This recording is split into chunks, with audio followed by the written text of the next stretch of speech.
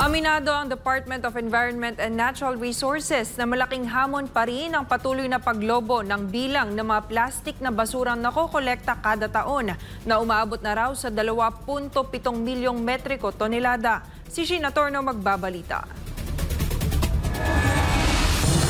Ang Pilipinas daw ang isa sa mga bansa na may malaking ambag ng plastic waste sa buong mundo. Sa katunayan, ikatlo ang Pilipinas sa mga bansa na may pinakamaraming plastic na basurang napupunta sa mga karagatan kasunod ng China at Indonesia. Sabi nga ng Department of Environment and Natural Resources o DENR, umaabot sa 3.5 kilo ng plastic waste ang napoproduce ng bawat Pilipino. Katunayan, pumapalo pa rin sa 2.7 milyong metriko tonelada ng mga plastik na basura ang nakokolekta sa bansa kada taon. Aminado ang ahensya na hindi pa rin nababawasan ang naturang bilang dahil marami pa rin daw mga Pilipino ang matitigas ang ulo at walang disiplina sa pagtatapon ng mga plastik na basura. Based sa EMV data natin, nag-range yung aming generation from 50,000 metric tons to 61,000 metric tons.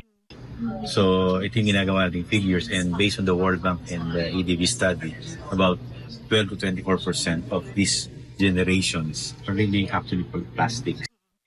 Sinabi rin ng DENR, malaking bahagi rin ng plastic waste ang napupunta sa mga landfill at dump site na may malawak na epekto sa kapaligiran, kalusugan ng tao at maging sa ating ekonomiya.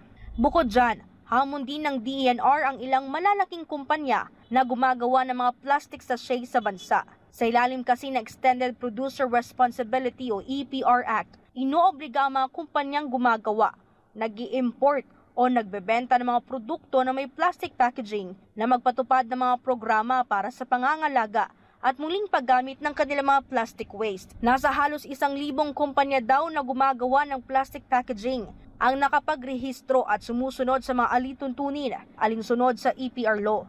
Nakikita ng DENR na daan-daang pang mga kumpanya ang dapat sumunod batay sa nakasaad sa EPR law. Pero sa oras daw na hindi ito sumunod, hindi magdadalawang isip ang DENR na bawiin ang permit to operate ng mga ito. But we're looking at after we have determined those industries that are really complying and refuse to comply despite information, despite notice, then perhaps we're looking at looking at how we can revoke like for example, the ECC, the discharge permit.